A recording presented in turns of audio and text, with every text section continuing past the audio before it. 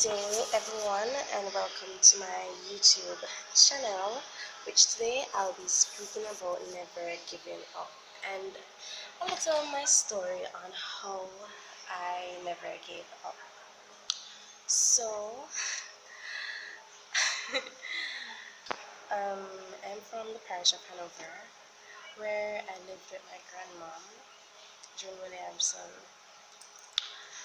Uh, Me living with her, it was always happy. I was always happy. I had what I wanted as a child. I love my grandmom.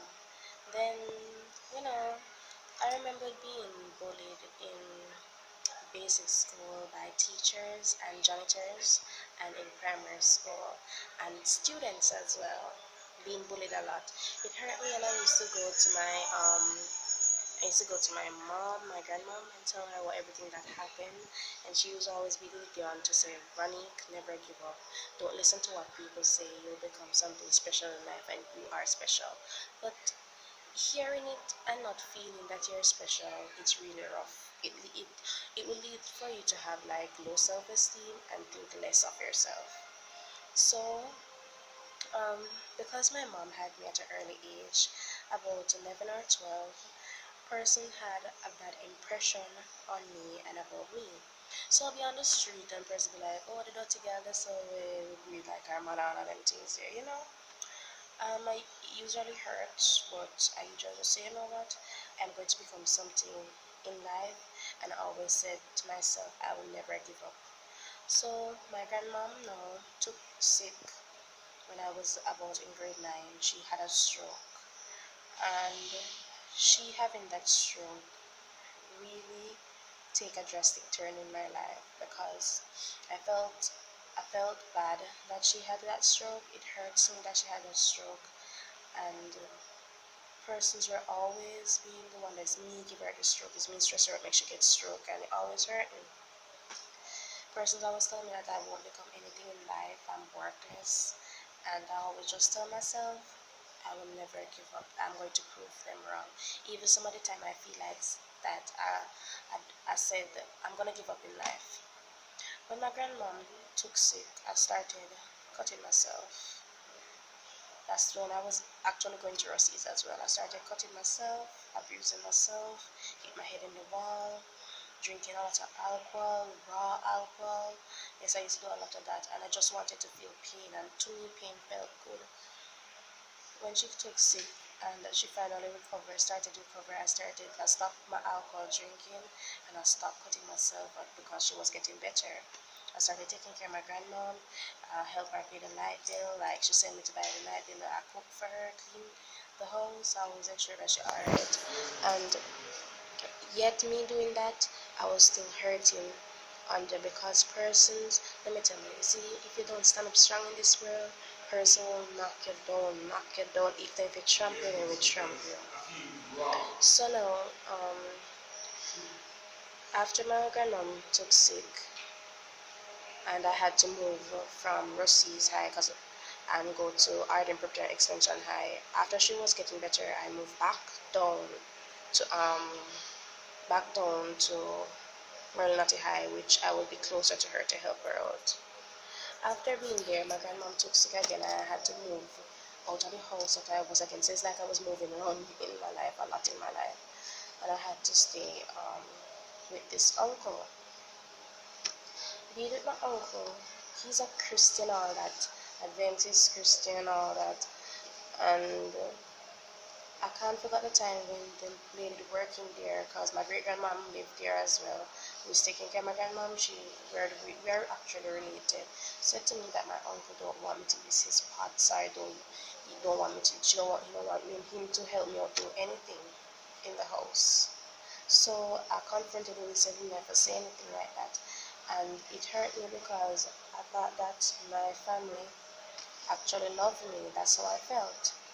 So I started getting very offensive. I started hurting back myself because I thought that no one didn't care, which precisely no one didn't even care. People usually go to my mom, tell my mom, say them see me, they have sex with are having intercourse with a lot of males on the road, me running off to go to them, which that was not true. and my mom usually believe it because she's not here, and my mom usually stressed out the fact that her daughter is giving trouble, as people says, and uh, and she her grand her mother is ill and she can't do anything about it. So everyone was like telling a lot of lies on me. If I didn't have my friend Aisha, who always like Aisha was one of my friends out of the many. Some others are there, but Aisha was there. That even when I was in my drunken state, she always come to my home and say, Martina, they listen to what people say, and she always like pushing me to do well and telling me never give up. And then again, I met a boy that I fell in love with, and that gentleman, he's a gentleman actually to me. He was always there pushing me, telling me that I will make it in life, telling me that I will become something, and he always said never give up. I remember when my grandmom passed away, which was last year, and she passed away, it hurt me truly. It allows me to become suicidal. I didn't want anything to do with life. I was hurt, and I had to move from my uncle's house because it was like he didn't want me being there or anything. So I moved there and I started staying with another aunt. And being with that aunt, my aunt treated me well, but one thing about being there is that her child, one of her child, was touching me. So I told my aunt about this after a while when I got brave. I told my aunt about the situation about her child touching me.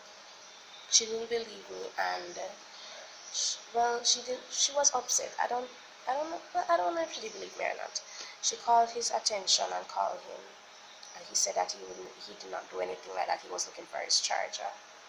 You see me being there, I always tell myself, you see, from that incident, although it was still like going on continuously, I always tell myself, you know what, I will never give up, I will never give up, I will never give up. And even though I was still drinking and cutting myself, I always tell myself, never give up. I stopped cutting myself when the boy and my friend come together and they sit me down and they talk to me, tell me that I need to stop all of those things, tell me that I need to change, I need to go to college, or just do everything and try to become good in life, you know. And they were always there for me. Some of the time when my mom usually upset with me, and I don't know, I just always felt like persons always try to put me down in life, and people don't understand me. I never felt loved by my family or anything like that. So I think that's some of the time I went out there to try to seek for love. But I always tell myself never give up. When I had my CXC, I had my CXC to do my CXCs.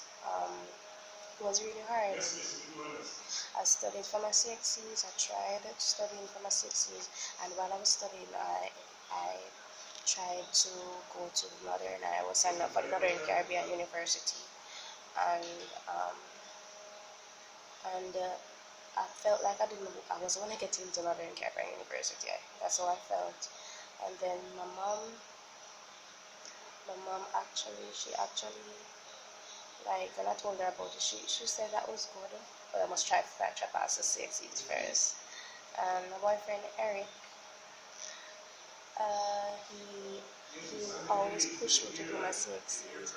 He usually sit me down and help me out with it, and then Aisha usually like give me past SPAs and past CXCs tests and showing me what to do, and they were there for me. And I always remember one thing: never give up. I always tell myself that I'm going to prove persons who put me down in life, who hurt me, church people who when I ran to them for help, or they back me away, and they're the same one, and they said when they're helping me, they're talking behind my back bad things. So I always tell myself never ever give up. I'm going to make it in life. So here I am now at another Caribbean University. I'm a first year student. I'm studying social work, and I'm very happy that I'm here, that I made it. I have 7 CXCs and some other subjects, but are not CXCs. We're supposed to come up to about 11 subjects. And I'm very happy that I made it and that I have proved my point that I am not weak and that I can become something in life, because other persons right now are shocked that I, Martina Tingling, is right here sitting right here at NCU school, sitting down right now speaking to you guys. So I just want to say, the females out there and males out there that are being abused, even adults that are being abused and think that their life is over, think that they can't make it in life. I want you guys to like stop it, quit the crap. You will make it in life. Just trust and believe, and just always tell yourself never give up, because it worked. Even me right now in my first year in college, it's hard studying online and doing the works and all of that, but I just tell myself never give up, because I know that in the longer run I will make it, and I will come to more than everyone's expectation. I will shut like everybody's mouth about what they say about me, and I'm just gonna always tell myself never give up. The work is hard, the road is tough, but I may not be going to church at the moment, but I'm planning to going back to church, because I have seen where God has helped me, where I could have died right there. God has helped me. And just tell you guys, never give up. So if you young girls have a little boyfriend who you feel love about, may I say it's wrong, yes, but if you're not getting the love and that boyfriend or girlfriend is helping you guys and improving, or that best friend is improving your life and pushing you to do great, you don't have to leave that person. Just always know that you protect yourself if you're going through, protect yourself if you're doing certain things which is wrong. Guys, it's wrong, but just say, you know what, I'm gonna become something in life. I'm going to become great in life. As I've learned this in school, always tell yourself that I was born to be wise. I am eager to learn. I'm serious about life, and I'm talented beyond measure. Always tell yourself that, guys, and never ever give up in life, because you will make it. One day you're maybe scraping a pot bottom, scrubbing pot bottom to get even $50 to even go to school, guys. You can be doing that. But if you look at it, you scrubbing the how much and hard pot bottom, you can still in the life you can be even having your own car washing it, or giving somebody else your own car washing it. Guys, just never give up. Even sometimes I cry myself to sleep almost every night, and sometimes my boyfriend or my friend Aisha be like, Martina, you're gonna make it in life. Guys, never give up on life. You will make it and you will succeed. And thank you. Please like and subscribe and comment. Please and thank you. And if you want anything you want me to speak about openly, or just speak about, if you want to speak about to me, just text me the comments and tell me what you want to speak about on my next YouTube video. Thank you guys, and thank you.